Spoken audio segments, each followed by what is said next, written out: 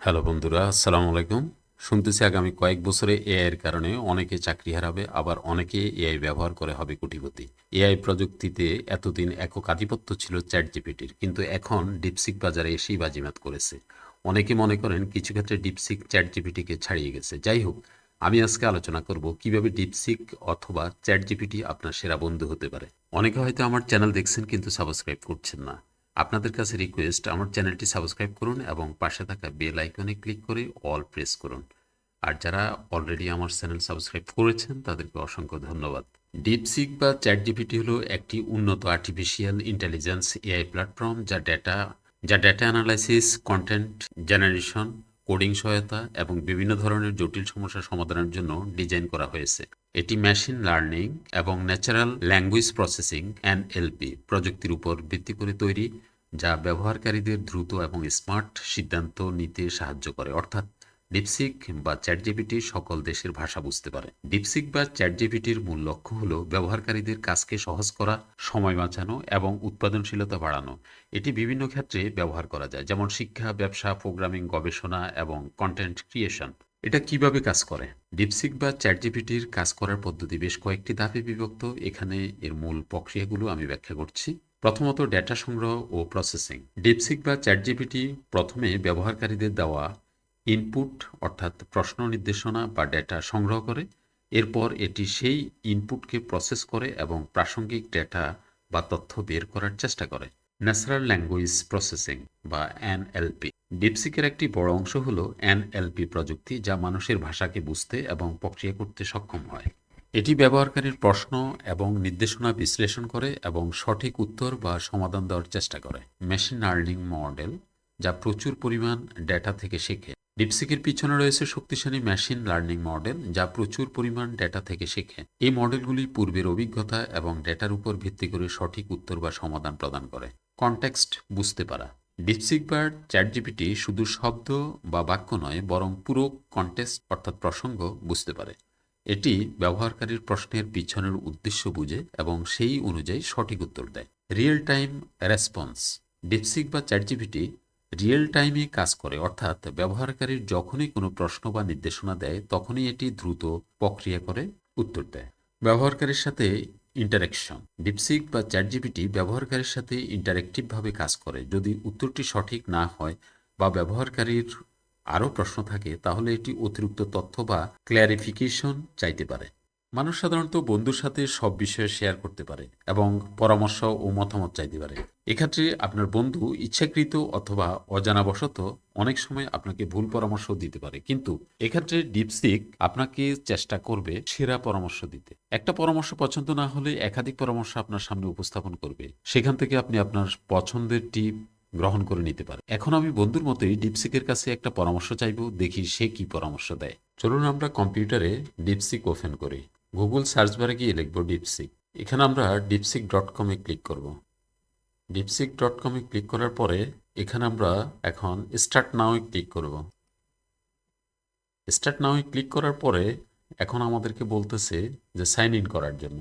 Sign in করতে গেলে নিচের দিকে দেখবেন লগ ইন উইথ গুগল, এখানে ক্লিক করুন। এখানে ক্লিক করার পরে আপনি যে অ্যাকাউন্ট দিয়ে সাইন ইন করতে চাচ্ছেন সেই অ্যাকাউন্টটা সিলেক্ট করবেন। আমি এখানে এই অ্যাকাউন্টটা সিলেক্ট করতেছি। তারপরে কন্টিনিউতে ক্লিক করব। এভাবে ডিক্সিকে সাইন ইন করার প্রক্রিয়াটা করতে হবে। সাইন ইন করার প্রক্রিয়া শেষ করলাম।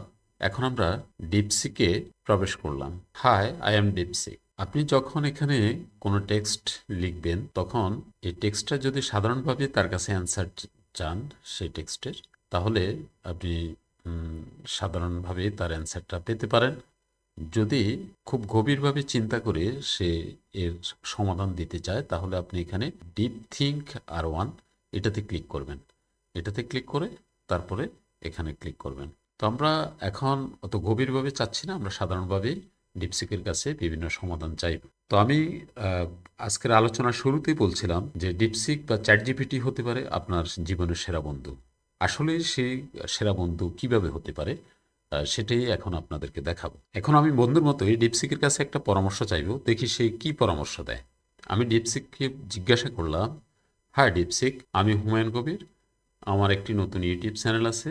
আমার চ্যানেলের নাম আইটি কবির। আমি আমার চ্যানেলে প্রযুক্তি বিষয়ে ভিডিও টিউটোরিয়াল আপলোড করে থাকি। আমি আমার চ্যানেলকে কিভাবে এগিয়ে নিতে পারি, অর্থাৎ কিভাবে ভিউ এবং সাবস্ক্রাইব বাড়াতে পারি। দেখি ডিপসিক কি পরামর্শ দেয়। আমি এখানে ক্লিক করব।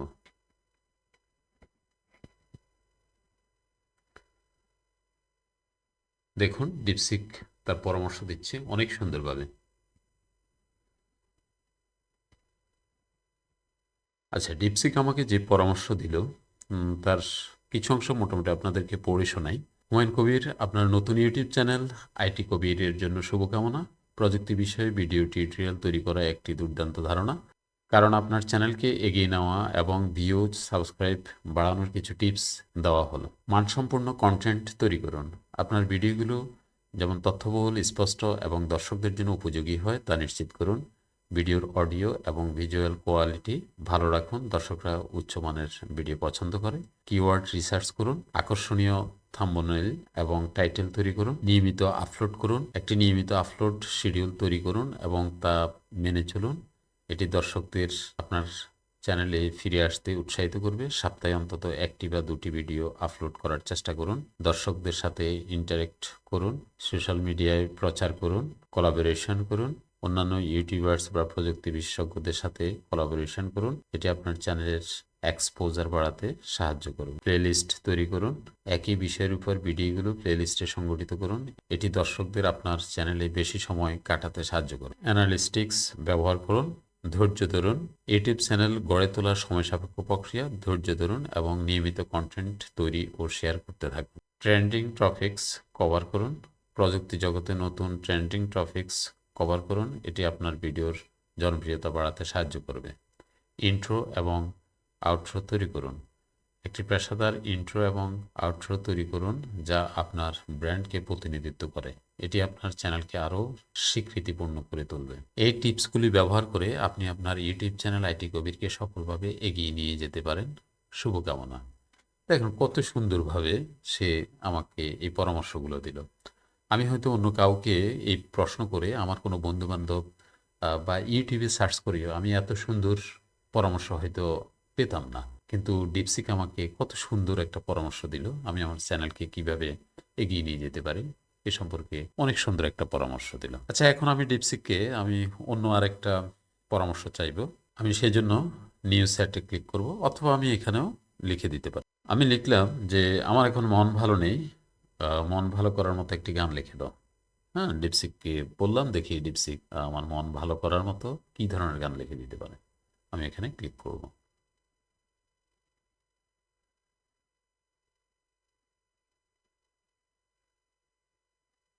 দেখেন এখানে ডিপসিক কি লিখলো। মন খারাপের সময় গান বা কবিতা মনকে অনেকটা হালকা করে দিতে পারে। নিচে আপনার জন্য একটি ছোট্ট গান লিখে দিলাম, আশা করি এটি আপনার মন ভালো করতে সাহায্য করবে। গানের নাম আবার ফিরে এসো, আসবে আলো। আকাশে আজ মেঘের ঘোমটা, বৃষ্টি ঝরে মনে কোথা, তবুও জানি এই অন্ধকারে আবার ফিরে আসবে আলোরে। উদাহরণ হিসেবে আমি এটা দেখালাম। এই ধরনের আপনারা চাইলে ডিপসিককে যাই প্রশ্ন করবেন সে তাই উত্তর দিতে চেষ্টা করে। এই যে মন ভালো করার মতো সে একটা গান লিখে দিল, এই গানটি আপনার মনকে একটু হালকা করতে সাহায্য করবে বলে আশা করি। মনে রাখবেন, জীবনের প্রতিটি অন্ধকারের পরেই আলো আসে। শুভকামনা। দেখেন মানে ফিনিশিংটাও কত সুন্দর, শেষ কথাটাও অনেক সুন্দর করে লেখে। আচ্ছা, সামনেই তো 21শে ফেব্রুয়ারি। এখন ফেব্রুয়ারি মাস, আজকে ফেব্রুয়ারি মাসের 14 তারিখ। দেখে আমি এই 21শে ফেব্রুয়ারি সম্পর্কে দীপসিককে জিজ্ঞাসা করব যে আমাকে একটা কবিতা লিখে দেওয়ার জন্য 21শে ফেব্রুয়ারি সম্পর্কে। হ্যাঁ, আমি লিখলাম 21শে ফেব্রুয়ারি সম্পর্কে 10 লাইনের একটি কবিতা লিখে দাও। দেখি সে কি লিখে দিতে পারে। সে লিখল, 21শে ফেব্রুয়ারি আমাদের গর্ব, আমাদের অহংকার। এই দিনটি ভাষা আন্দোলনের শহীদদের স্মরণে উৎসর্গিত। নিচে 21শে ফেব্রুয়ারি নিয়ে একটি 10 লাইনের কবিতা দেওয়া হলো। একুশের অমর গাথা। কবিতার নাম একুশের অমর গাথা। ফেব্রুয়ারি 21 তারিখ এলো আবার, ভাষার জন্য যারা দিল প্রাণ তাদের স্মরণের বার। রক্তে রাঙানো সেই ইতিহাস, মাতৃভাষা মর্যাদার গৌরবের প্রকাশ। দেখেন অনেক সুন্দর কবিতা। শেষে লিখলো, এই কবিতাটি 21শে ফেব্রুয়ারির চেতনা ও ভাষা আন্দোলনের শহীদদের প্রতি শ্রদ্ধা জানায়। আশা করি এটি আপনার ভালো লাগবে। দেখুন এই ধরনের কবিতা আপনি হয়তো আর কোথাও দেখেন নাই। ডিপসিক এমন এক এমন সব পরামর্শ বা এমন সব মতামত আপনার কাছে তুলে ধরবে যেটা অন্য কারো সাথে এটার মিল খুঁজে পাবেন না। সে তার নিজের মতো করে এই কবিতাটা লিখল। এই কবিতার সাথে আপনি অন্য কোনো কবিতার কখনো মিল খুঁজে পাবেন না। এটা একটা ইউনিক কবিতা সে লিখে দিল। দেখেন, আপনার বন্ধুকে যদি আপনি জিজ্ঞাসা করতেন যে আমাকে এই ধরনের একটা কবিতা তুমি লিখে দাও, হয়তো আপনার বন্ধু যদিও সে পারতো, যদি না পারতো তাহলে তো সে বলেই দিত যে আমার পক্ষে এই ধরনের কবিতা লেখা সম্ভব না। কিন্তু যদি সে পারে, তাহলেও যদিও সে লেখে এবং এত কম সময়ে সে আপনাকে এটার অ্যান্সার দিতে পারতো না। ডিপসিক দেখেন আপনার কয়েক সেকেন্ডের মধ্যে আপনাকে কবিতাটা লিখে দিল। তাহলে এই ডিপসিক কি আপনার সেরা বন্ধু হতে পারে না?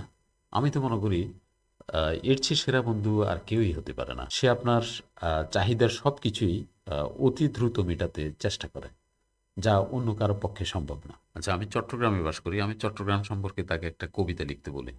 দেখি সে এ সম্পর্কে কি লিখতে পারে। আমি লিখলাম, চট্টগ্রাম সম্পর্কে 10 লাইনের একটি কবিতা লিখে দাও কাজী নজরুল ইসলামের মতো করে। অর্থাৎ তার কবিতাটা হতে হবে কাজী নজরুল ইসলাম যে স্টাইলে কবিতা লেখে সেই স্টাইলের একটা কবিতা লিখে দিতে বললাম। দেখি সে পারে কিনা। হ্যাঁ, সে যে কবিতাটা লিখল, চট্টগ্রাম প্রাকৃতিক সৌন্দর্য ও ঐতিহ্যে ভরা এই শহরকে নিয়ে কাজী নজরুল ইসলামের ছন্দ ভঙ্গিমায় একটি কবিতা লিখে দিলাম। নজরুলের বিদ্রোহী ও প্রাণবন্ত স্টাইল অনুসরণ করে চেষ্টা করছি। চট্টগ্রামের গান। কবিতার নাম হলো চট্টগ্রামের গান। ওই দেখো চট্টগ্রাম সাগর পাড়ের চুম্বন, সেখানে ঢেউয়ের গানে জাগে প্রাণের কম্পন। কার্গো জাহাজের হুংকার, বন্দরের হইচই, শ্রমিকের ঘামে ভেজা এই শহর তো প্রাণেরই ঠি। তারপর শেষে সে নিচে লিখল, এই কবিতাটিতে চট্টগ্রামের প্রাকৃতিক সৌন্দর্য, বন্দরের কর্মব্যস্ততা এবং শহরের প্রাণবন্ততা ফুটে উঠেছে। নজরুলের ছন্দ ও ভাষার প্রাণশক্তি অনুসরণ করার চেষ্টা করা হয়েছে। আশা করি ভালো লাগবে। আমার কাছে অনেক ভালো লাগলো কবিতাটা। আশা করি আপনাদের কাছেও ভালো লাগছে। আপনারা চাইলে এরকম তার কাছ থেকে নতুন নতুন কবিতা বা আপনার মনে যা চায় তাই তার কাছ থেকে পেতে পারেন। সেটা আপনার পছন্দ না হলে আপনি আবারও তাকে প্রশ্ন করতে পারেন। যতবার তাকে প্রশ্ন করবেন সে ততবারই উত্তর দেবে। সে কোনো বিরক্ত হবে না। আপনার কোনো বন্ধুকে যদি আপনি অনেক বেশি প্রশ্ন করেন, অনেক কিছু জানতে চান তার কাছে, হয়তো সে বিরক্তি হতে পারে। কিন্তু এই চ্যাটজিপিটি বা ডিপসিক সে কখনো বিরক্তি হবে না। আপনি যতই প্রশ্ন করেন সে সকল প্রশ্নের উত্তর দিতে চেষ্টা করবে এবং সেটা অতি দ্রুত। সেটা আপনার পছন্দ না হলে আপনি একাধিকবার প্রশ্ন করতে থাকুন। যতবার প্রশ্ন করবেন সে ততবারই উত্তর দেবে। এই জন্যই বলি ডিপসিক বা চ্যাটজিপিটি আপনার হতে পারে সেরা বন্ধু। এবার আমি তাকে একটা গাণিতিক সমস্যা সমাধানের জন্য বলবো। দেখি সে কিরকম গাণিতিক সমস্যার সমাধান দিতে পারে। ভাই, বর্তমানে তো আলুর দাম অনেক কমে গেছে, তাই এ সংক্রান্ত একটি গাণিতিক সমস্যা সমাধানের জন্য ডিপসিককে নির্দেশনা দিলাম। আমি দেখলাম আলুর দাম 75 টাকা থেকে কমে 18 টাকা হয়েছে। তাহলে আলুর দাম শতকরা কত কমেছে এবং 5 কেজি আলু কিনতে পূর্বের চেয়ে কত টাকা কম খরচ হবে। দেখি এই গাণিতিক সমস্যার সমাধান ডিপসিক কিভাবে দেয়। আপনি যদি এখানে নিচে এই জায়গায় যদি ক্লিক করেন, তাহলে কিন্তু তার যেই সমাধানের প্রক্রিয়া সেটা যদি আপনি আর না চান, তাহলে এখানে ক্লিক করলে সেটা বন্ধ হয়ে যাবে। সে অনেক সময় আপনার জন্য বিশদ বিবরণ একটা সমাধান নিয়ে আসতে পারে। এত লম্বা বিবরণ যদি আপনার পছন্দ না হয়, তখন আপনি ওইটা চলা অবস্থায় আপনি এখানে ক্লিক করবেন। এখানে ক্লিক করলে ওখানেই স্টপ হয়ে যাবে। আমরা দেখি এখানে আমি যে সমস্যাটার কথা বললাম, সে সমস্যাটা প্রথমে একটু গুছিয়ে নিল। গুছিয়ে সেটা লিখলো যে আলুর দাম 75 টাকা থেকে কমে 18 টাকা হয়েছে। আলুর দাম শতকরা কত কমেছে? 5 কেজি আলু কিনতে পূর্বের চেয়ে কত টাকা কম খরচ হবে।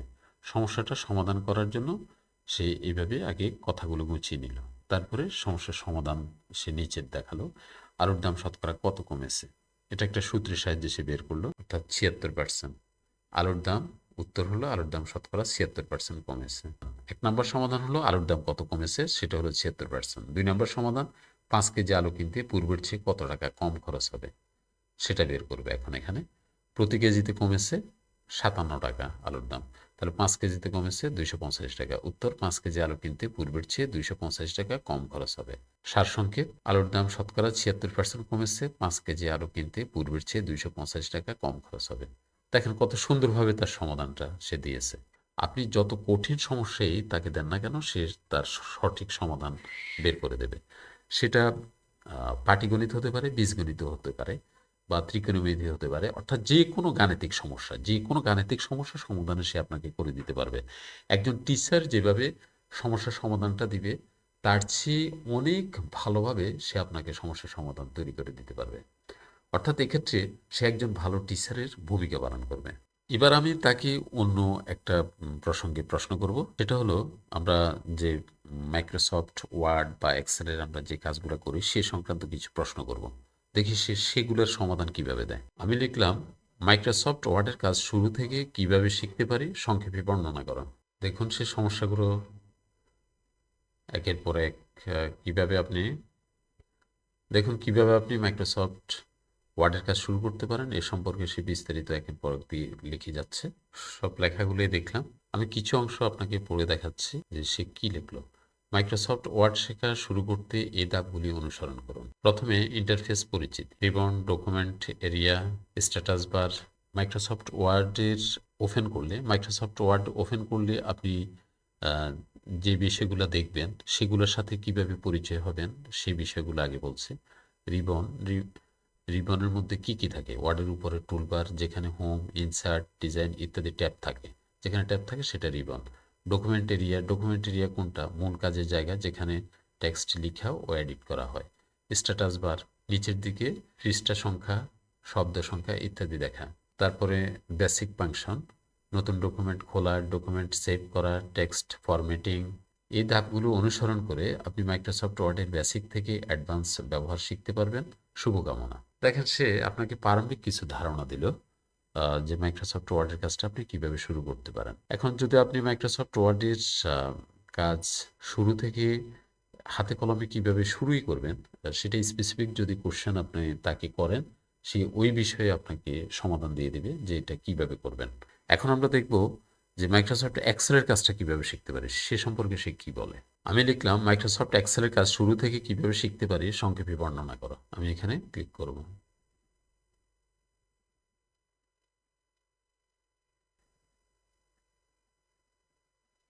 দেখুন সে পর্যায়ক্রমে আহ, কোনটার পর কোন কাজ করতে হবে সে বিষয়গুলো সুন্দরভাবে এখানে তুলে ধরেছে। তো আমরা একটু দেখি। মাইক্রোসফট এক্সেল শেখা শুরু করতে এই ধাপগুলো অনুসরণ করুন। ইন্টারফেস পরিচিতি, প্রথমে আপনি অবশ্যই ইন্টারফেস পরিচিতিটা দরকার।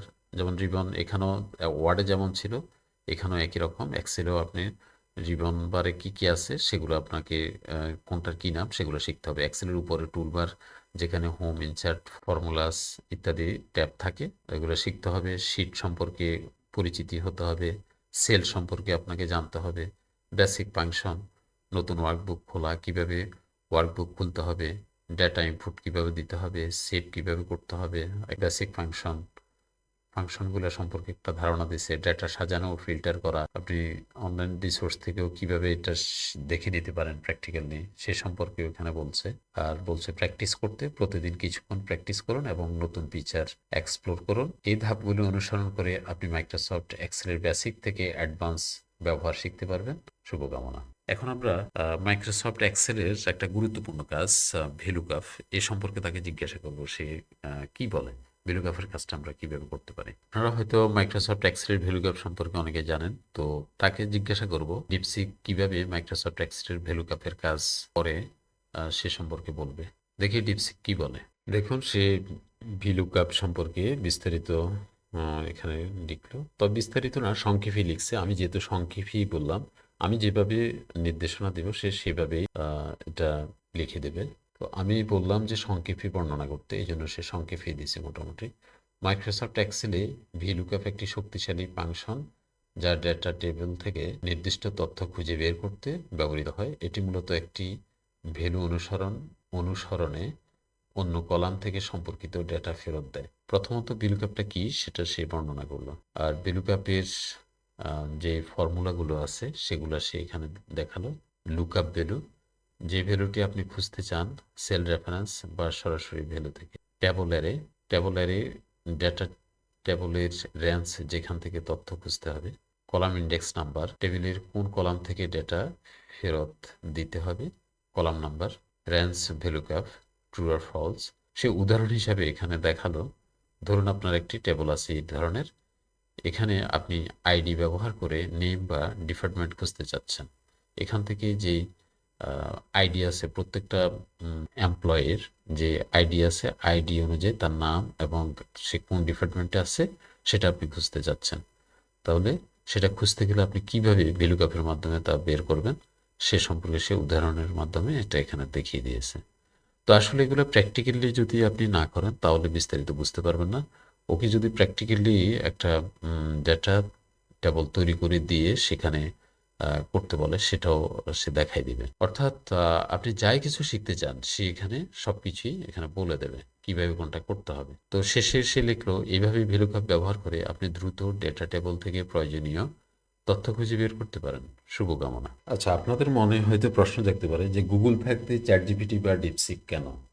গুগলকে জিজ্ঞাসা করলে তো অনেক সমস্যার সমাধান পাওয়া যায়। হ্যাঁ, ঠিক পাওয়া যায়।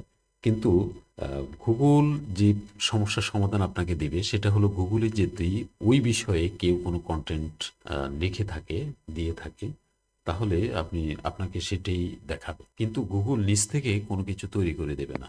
এখানে ডিপসিক বা চ্যাটজিপিটিকে আপনি যে প্রশ্ন করেন সেটা ডিপসিক বা চ্যাটজিপিটি তার মতো করে সে আপনাকে সেটার সমাধান দিবে এবং সেটার অ্যান্সার দেবে। তা কখনো গুগল দিবে না। সুতরাং গুগল আর চ্যাটজিপিটি বা ডিপসিক সম্পূর্ণ আলাদা। গুগলের ক্ষেত্রে কৃত্রিম বুদ্ধিমত্তার কোনো কিছু নেই।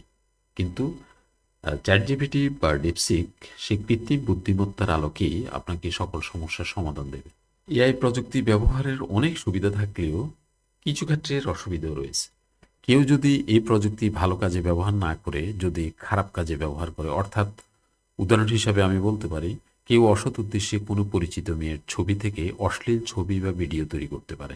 বর্তমানে এআই প্রযুক্তি ব্যবহার করে এমন সব ছবি বা ভিডিও তৈরি করা সম্ভব যা প্রথমে আপনি দেখলে আসলেই মনে করবেন এআই দিয়ে প্রায় অরিজিনালের মতোই ছবি ও ভিডিও তৈরি করা সম্ভব, যা অনেক ক্ষেত্রে সমস্যার সৃষ্টি করে। তো আমি আশা করব আপনারা এআই প্রযুক্তি ভালো কাজে ব্যবহার করবেন, কেউ কখনো খারাপ উদ্দেশ্যে ব্যবহার করবেন না। প্রযুক্তির ব্যবহার মানুষের কল্যাণে ব্যবহার করুন, অকল্যাণে নয়। সবশেষে আমি বলতে চাচ্ছি যে আসলে এতক্ষণ আপনাদেরকে যে বিষয়গুলো দেখালাম, দেখেন ডিপসিক বা চ্যাটজিপিটি আপনার একজন বন্ধুর চেয়েও অনেক বেশি সহায়ক ভূমিকা পালন করে থাকে। আপনি যখনই কোনো সমস্যায় পড়েন তখনই ডিপসিক অথবা চ্যাটজিপিটিকে ওই সমস্যার সমাধানের জন্য বলেন, সে চেষ্টা করবে সুন্দর একটা সমাধান আপনাকে দিতে। এজন্য আমি বলবো ডিপসিক বা চ্যাটজিপিটি হতে পারে আপনার জীবনের সেরা বন্ধু। ধন্যবাদ, ধন্যবাদ সবাইকে। ভালো থাকবেন।